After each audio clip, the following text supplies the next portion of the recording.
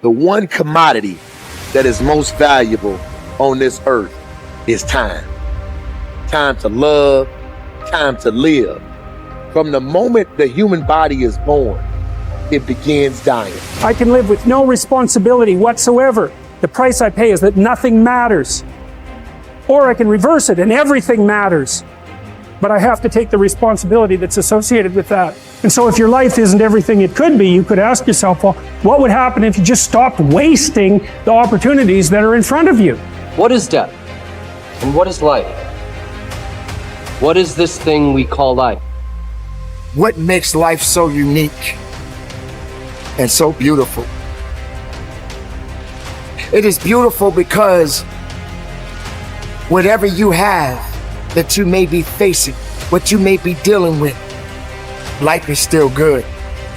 You are living and achieving your dream. Find time to better yourself, read, explore, research, live life. Do things you've never thought of doing before. That's what it's all about. It might not be fun, it might not be easy, but it is profitable.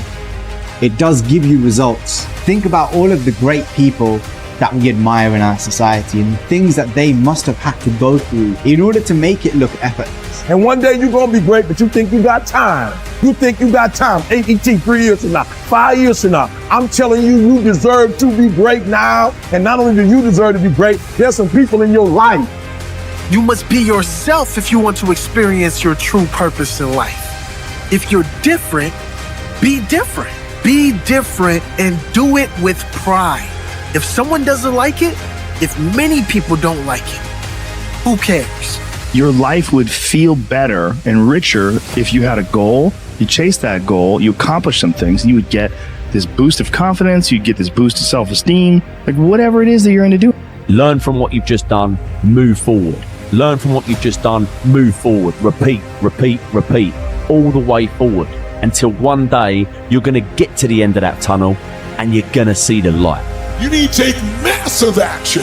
And if that doesn't work, try something else. If that doesn't work, try something else. Keep going with massive action and you will find the way because it will give you momentum. The time is now. The time is now to express and for people to believe in themselves.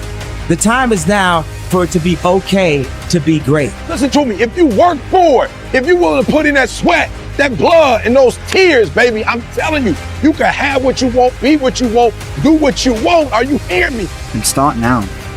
Start believing, start dreaming, and create the life and the person that you really want to see. I think it's good to remember that if we just go along with the crowd, we won't wind up with much more than the wish that we can do it all over again, and as far as we know, you can't. If we want to amount to anything as individuals, we need individual goals, individual thinking, individual actions, and we must never conform to the big group. We must love them, we must help them, we must serve them, because our whole success will depend on our ability to do these things. But never lose our own individuality and our identity by permitting ourselves to become submerged in what has historically proved itself to be little more than a suffocating sea of indirection and purposelessness. If we want to emulate someone, fine, but let's be choosy in whose steps we follow.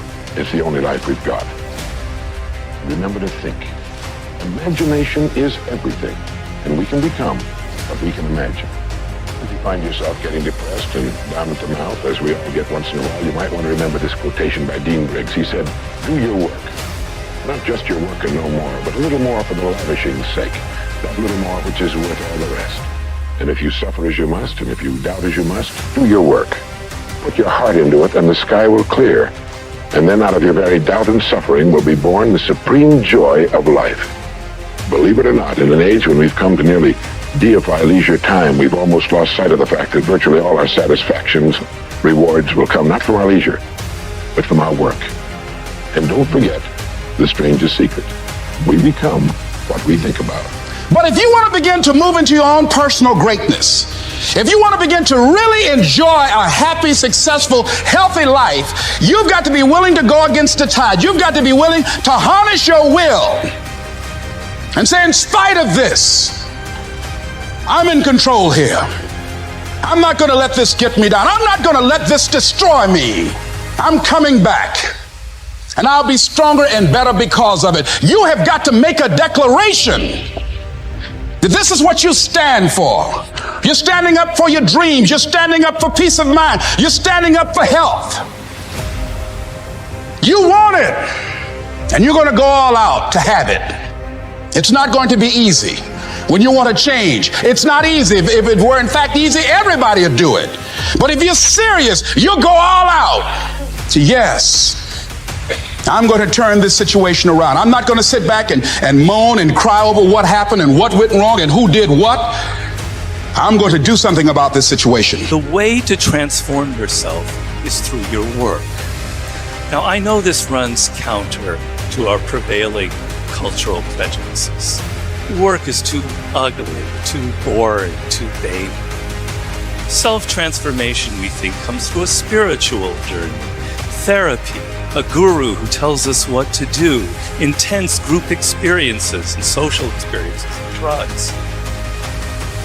But most of these are ways of running away from ourselves and relieving our chronic boredom. They're not connected to process, and so any changes that occur don't last. Instead, through our work, we can actually connect to who we are instead of running away. And by entering that slow, organic process, we can actually change ourselves from the inside out in a way that's very real and very lasting. This process involves a journey of self-discovery that can be seen as quite spiritual, if you like. And at the end of this process, we contribute something unique and meaningful to our culture through our work, which is hardly ugly, boring, or vain. This intense focus on one goal is not easy, but it is all important. Orison Swett Marden wrote, "The giants of the race have been men and women of concentration who have struck sledgehammer blows in one place until they have accomplished their purpose. The successful men and women of today are those of one over, mastering idea, one unwavering aim, men and women of single and intense purpose." Marden also said that every great man has become great. Every successful man has succeeded in proportion as he has confined his powers to one particular channel. Single-minded concentration in the direction of your dreams will intensify your desires and increase your emotional drive toward your goal. This intensity of concentration will activate the law of attraction and begin to attract people and opportunities into your life to help you to achieve your goal. The more you think about your goal, the more it will come to dominate and direct your life. The more you think about it, the more rapidly you will move toward it, and it will move toward you. Great men and women are those who absolutely believe that they are put on this earth to do something wonderful with their lives. They have a vision of something greater or better than their current circumstances. Personal greatness means having a sense of destiny and a conviction that your thoughts and your imagination are the only real limits to your possibilities. William James said, compared to what we ought to be, we are only half awake. We are making use of only a small part of our physical and mental resources. Stating the thing broadly, the human individual thus lives far within his limits. He possesses powers of various sorts, which he habitually fails to use. The founder of Success magazine, Orison Swett Marden, once said, "There are powers inside of you, which, if you could discover and use, would make of you everything you ever dreamed or imagined you could become." In a 5-year study of leaders reported on in his book, Leaders, Warren Bennis discovered that each of them consciously avoided the comfort zone by continuously setting higher goals.